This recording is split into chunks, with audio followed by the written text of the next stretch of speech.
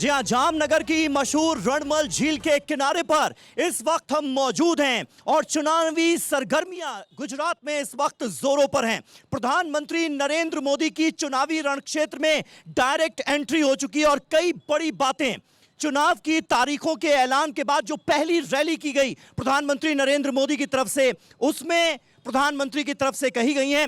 पहली बड़ी बात जिस पर आज हम चर्चा भी करने वाले हैं वो ये कि प्रधानमंत्री मोदी कह रहे हैं कि इस बार बीजेपी की जीत का रिकॉर्ड बनने वाला है। इतने ज्यादा वोट मिलेंगे कि पुराने सारे रिकॉर्ड ध्वस्त हो जाएंगे। ये बड़ा दावा कर दिया गया है प्रधानमंत्री मोदी की तरफ से और गृह मंत्री अमित शाह भी एग्जैक्टली यही बात कह रहे हैं। दूसरी बड़ी बात आदिवासियों को लेकर कही गई है। ए फॉर आदिवासी, यह बताया प्रधानमंत्री नरेंद्र मोदी ने। 15% वोटर्स गुजरात के आदिवासी हैं, इसलिए पीएम मोदी के बयान के मायने क्या हैं ये हम समझने की कोशिश करेंगे और इसका जनता पर कितना असर पड़ रहा है ये आपको बताएंगे।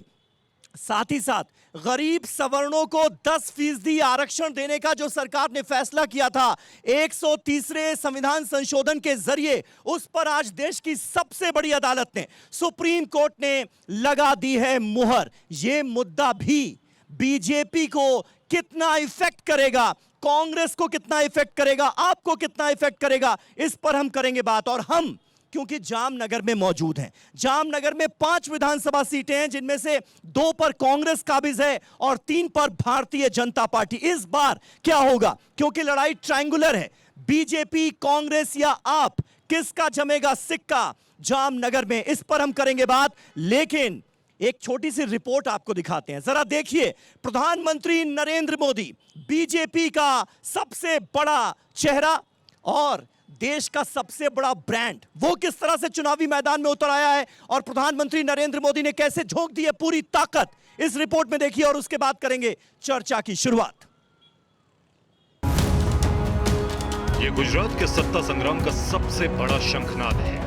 तारीखों का ऐलान होने के बाद पहली बार प्रधानमंत्री नरेंद्र मोदी ने भव्य रोड शो किया, फिर वलसाड़ में जनसैलाब को संबोधित करते हुए ये गुजरात मैंने बनाया है का नारा दिया। बेशक मुकाबला त्रिकोणीय है, लेकिन चुनावी तर्कश से विरोधियों पर शब्द बाण चलाकर मोदी ने इस बार भी विजय का केसरिया परचम लहराने की भविष्यवाणी कर दी।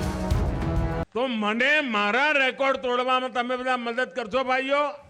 दिलचस्प है कि बीजेपी के सबसे बड़े योद्धा का फोकस इस दफा आदिवासी वोट बैंक साधने पर है। इसीलिए पहली चुनावी सभा की शुरुआत उन्होंने ये कहकर करी, ए फॉर आदिवासी, मारी एबीसीडी शुरू थाय, ए फॉर आदिवासी। दरअसल गुजरात में 27 सीट अनुसूचित जनजाति के लिए रिजर्व है। 2017 में 10 सीटें बीजेपी के पाले में आई तो 15 सीटों पर कांग्रेस जीती। मतलब मकसद अब एक किले को पहले से ज्यादा मजबूत बनाना है। इस बीच सुप्रीम कोर्ट ने ईडब्ल्यूएस आरक्षण बरकरार रखने का फैसला सुनाया। सवाल है नतीजों पर इन सब फैक्टर्स का क्या असर होगा और इस बार बीजेपी के गढ़ जामनगर में कैसी है सियासी हवा।